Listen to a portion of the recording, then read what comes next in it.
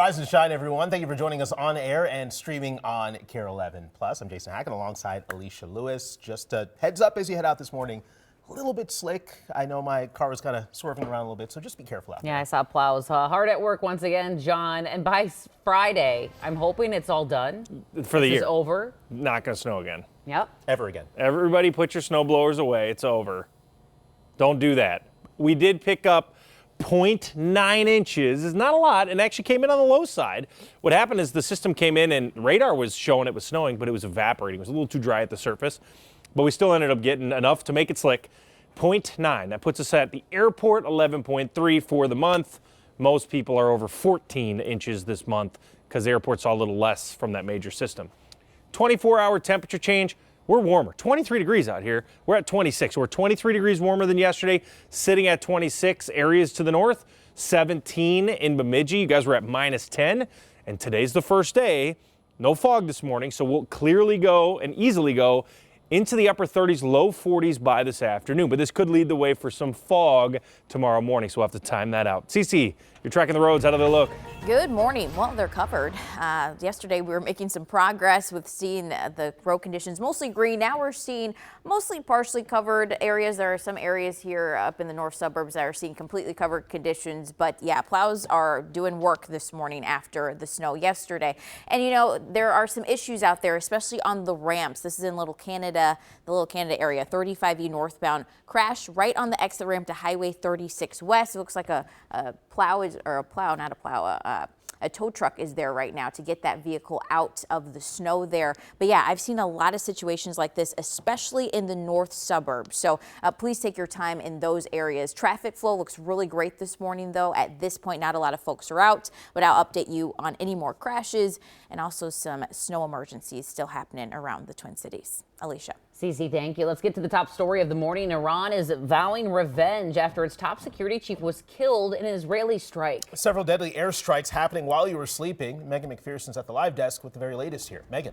So new into the newsroom in just the last few minutes or so, Iran's intelligence minister was eliminated last night. That's according to Israel's defense minister. And right now the death toll is rising after an Iranian missile strike in central Israel. 2 people killed overnight, raising Israel's death toll since the conflict began to at least 14.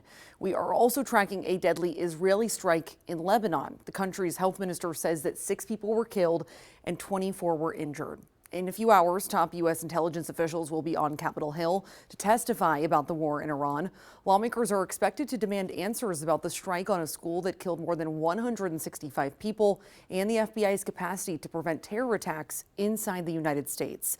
U.S. Central Command also posted around 12 hours ago the U.S. dropped 5,000-pound bombs on Iranian missile storage sites along the Strait of Hormuz. President Trump slamming NATO allies for not sending ships to help secure the region's waterways. NATO's making a very foolish mistake, and I've long said that, I wonder whether or not NATO would ever be there for us. So this was a great test. Israeli officials say 2 more top Iranian leaders are dead, including the country's top security officials. Meanwhile, the head of the U.S. National Counterterrorism Center resigned yesterday, saying Iran posed no imminent threat to the U.S. I'll break down why in 30 minutes. Back to you.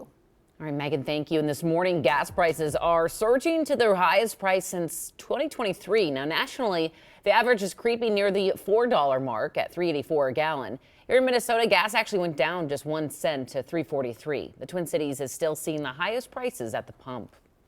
Developing this morning, a big move for one of Minnesota's biggest healthcare systems. Allina Health says it will soon be acquired by California-based nonprofit Sutter Health. Audrey Russo is outside the Allina headquarters in Minneapolis with what this can mean for you. Audrey.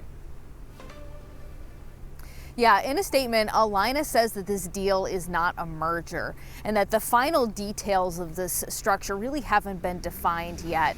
But combining the 2 healthcare systems would leave 88,000 staff members in charge of serving more than 5 million people. News that's concerning to some of those providers. Take a listen.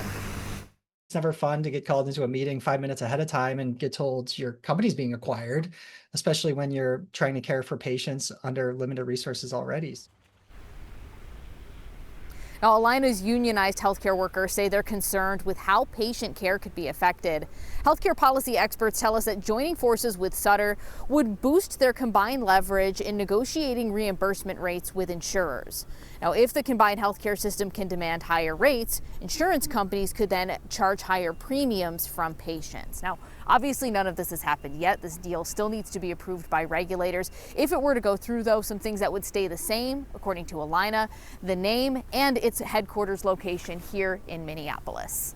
Back to you. Audrey Russo reporting live for us this morning. Thank you very much. In just a few hours, students in District 196 will head back to class after schools closed yesterday for threats. The district, which includes Rosemount, Apple Valley, and Eagan, says it got several threatening voicemails. Police say the calls came from out of state and there's no credible danger. The FBI is now taking over that investigation. An update this morning out of the state capitol. It looks like Harvey's law has stalled after failing to make it out of committee. The bill would have required cameras in infant and toddler rooms in licensed child care centers getting state money. And it's named after this 11-month-old Harvey Mucklebus, who was killed at a daycare in Savage last fall.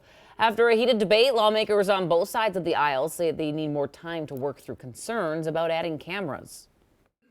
No other state has passed a mandate like this, and a one-paragraph bill that doesn't address the very valid concerns that we've heard about opening up our child care centers to hackers, abusers, potential closure.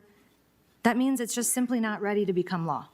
This should not be the end of the discussion. This is so important. It's not just for A law passed last year already requires cameras at any child care center with active violations. That goes into effect on July 1st. We're live in our nation's capital here at 6:07, where in just hours the Senate will begin day 2 of a marathon debate over the Save America Act. The Trump-backed bill would require voters to show ID and proof of U.S. citizenship in federal elections. Most Republicans argue it would make elections more secure, while Democrats say it will deter people from voting. Now, the bill is not expected to pass, despite pressure from President Trump.